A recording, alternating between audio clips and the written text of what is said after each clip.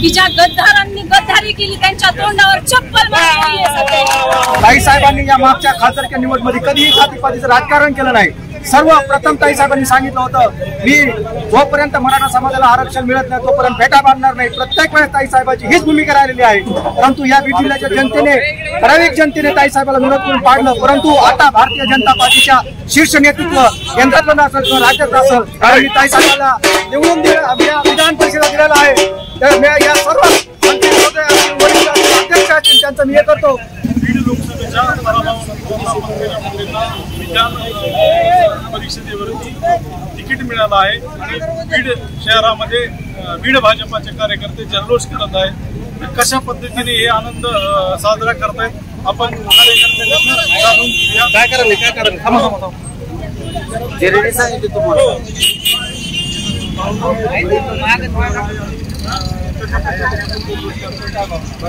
या ठिकाणी ताईसाहेबांचं अभिनंदन करतो। भारतीय जनता पार्टीने यावेळी नियुक्ती केलेली आहे देर आहे पण दुरुस्त आहे। ही जर पुरी झाली असती आतापर्यंत तर महाराष्ट्र चित्र वेगळं दिसलं असतं। परंतु आज या ठिकाणी ताईंचा या ठिकाणी सर्व भारतीय जनता पार्टीच्या वतीनं या ठिकाणी जल्लोष साजरा करत आहोत। भैया थांब ना भैया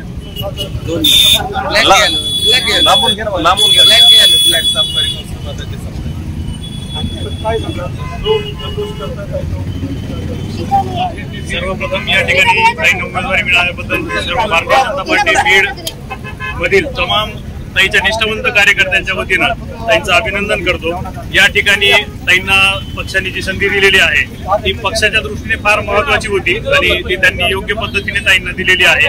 निश्चितच या ठिकाणी सर्व कार्यकर्त्यांमध्ये आनंदोत्सव आपण पाहत असाल दिसत आहे। वेगवेगळ्या ठिकाणी फटाके फोडून पेढे वाटून कार्यकर्ते आपला आनंदोत्सव अतिशय म्हणजे सगळ्या कार्यकर्त्यांच्या मनाची भावना होती ती आज साध्य झालेली आहे। त्याच्यामुळे सगळ्यांच्या चेहऱ्यावरती गेल्या निकालापासून जे नैराश्य होतं ते अगदी दूर होऊन अगदी लवकरच ताईंना मंत्रिपद मिळणार आहे ही सुद्धा सगळ्या कार्यकर्त्यांच्या मध्ये भावना आहे आणि ते मिळावं ही सगळ्यांच्या वतीने मी अपेक्षा व्यक्त करतो। ताईंना पुन्हा एकदा खूप खूप अभिनंदन।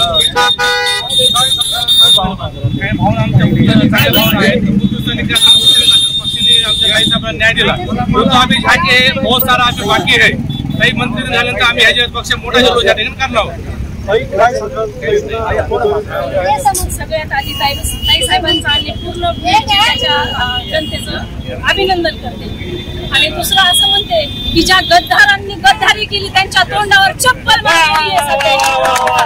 ज्यांनी गद्दारी सुद्धा खुर्चीला आमच्या बरोबर राहून आणि गद्दारांच्या तोंडावर चप्पल आहे एवढंच सांगते आणि मी माझ्या भावना व्यक्त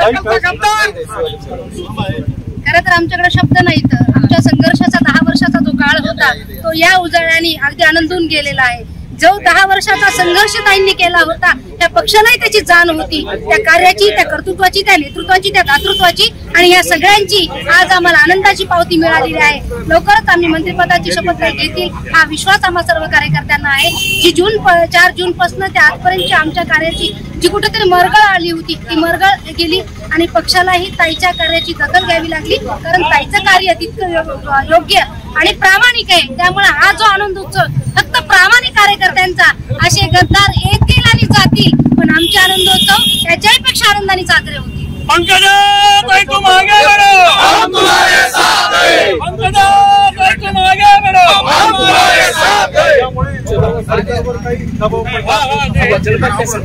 असं नाही म्हणता येणार सरकारवर दबाव पडला असं म्हणण्यापेक्षा सरकारला खऱ्या अर्थाने याची जाण झाली आलं लक्षात माझ्या। भाजपाला खऱ्या अर्थाने चांगल्या कर्तृत्ववान व्यक्तींची आज किंमत कळली असं म्हणायला अर्थ भाजपला आजचे दिन आले। भारतीय जनता पार्टीच्या राष्ट्रीय सरचिटणीस आदरणीय पंकजताई मुंडे यांना विधान परिषदेवरची आज उमेदवारी झाली आहे।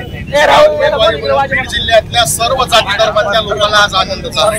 त्यामध्ये कामकरी असतील, शेतकरी असतील, शेतमजूर असेल, दलित समाज असेल, समाज असेल, या सर्व समाजातल्या घटकाला आज आनंद झालेला आहे।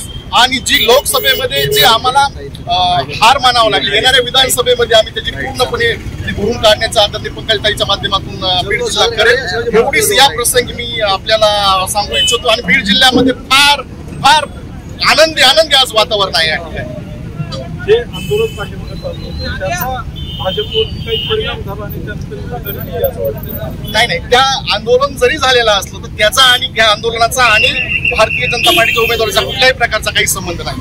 अमर रहे, अमर रहे मुंडे साहेब, अमर रहे, गोपीनाथ मुंडे साहेबांना अभिवादन करतो. या महाराष्ट्रात बहुजनाचं नेतृत्व जे मुंडे साहेबांनी उभं केलं होतं, त्या बहुजनाच्या नेतृत्वाला आज भाजप भारतीय जनता पार्टीने विधान परिषदेवर घेऊन संधी दिलेली आहे आणि आमच्या ताई साहेबांचंही अभिनंदन करतो. आणि यापुढे ताई साहेबाला मंत्रिपदही मिळणार आहे आणि तमाम महाराष्ट्रातले जे मुंडे साहेबांवर प्रेम करायची जनता आहे ती जनतेची भावना होती की ताई साहेबाला कुठेतरी एक स्थान मिळावं, त्याचा आज भारतीय जनता पक्षाने शब्द पूर्ण केला आहे. त्यामुळं पूर्ण वरिष्ठ नेत्यांचं, दिल्लीतील नेत्यांचं, महाराष्ट्रातील नेत्यांचं सर्वांचं मी अभिनंदन करतो आणि ताई साहेबाला अजून उत्तरोत्तर प्रगती व्हावी ताई साहेबांची अशी ईश्वरचरणी प्रार्थना करतो. कारण गोपीनाथ मुंडे साहेबांनी जी भाजप आज महाराष्ट्रात उभी केली होती त्या अनुषंगाने आज महाराष्ट्रात पूर्ण मुंडे साहेबाला मानणारा जो बहुजन समाज आहे तो फार आनंदित आणि उत्साहित झालेला आहे. त्यामुळे पूर्ण सर्व जनतेच्या वतीनं, बीड जिल्ह्याच्या जनतेच्या वतीनं मी ताई साहेबांचंही अभिनंदन करतो आणि ताई साहेबांचा जो कार्यकाळ आहे तो अति उच्च कोटीचा पाहिलेला आहे बीडच्या जनतेने 5 वर्षात. परत बीडच्या जनतेसाठी आज पंकजाताई आदरणीय आई म्हणून या जिल्ह्याची सत्तेत येत आहे याचा आम्हाला अत्यंत अभिमान आणि आनंद.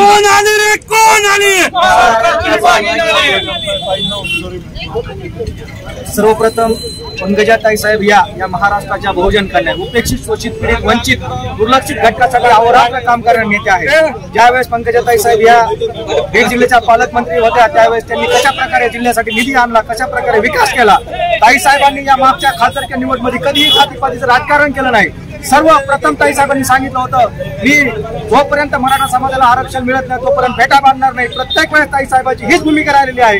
परंतु या बीड जिल्ह्याच्या जनतेने, ठराविक जनतेने ताई साहेबाला विरोध करून पाडलं. परंतु आता भारतीय जनता पार्टीच्या शीर्ष नेतृत्व केंद्रातलं असेल किंवा राज्यातलं असेल आणि ताई साहेबाला निवडून विधान परिषदेला दिलेलं आहे.